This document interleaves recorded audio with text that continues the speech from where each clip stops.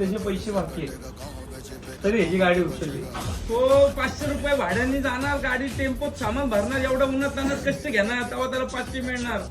तो महिन्याभरामध्ये तुमचा 18,000 हप्ता भरून त्याला फक्त 10,000 उरतात घर खर्च भागवायला.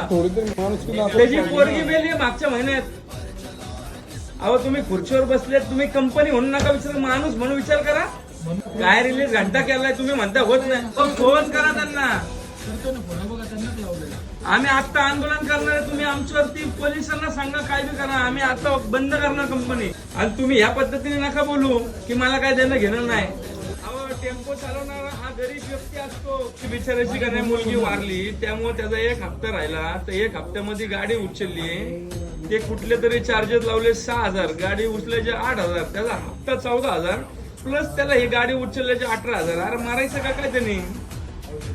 त्यांनी 500 रुपयाच्या भाड्यावरती बिचारा काम करतो, त्याची पोरगी वारली. अरे आपल्याला माणुसकीच नाहीत बँकेला राव.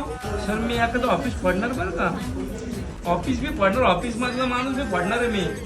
मी केसला भीत नाही, माझ्यावरती 16 केसेस आहेत. पण तुम्ही असं त्रास देणार ना, काय नाही घंटा मला फरक नाही पडत. तुम्ही मदत करा लोकांना माणुसकीने.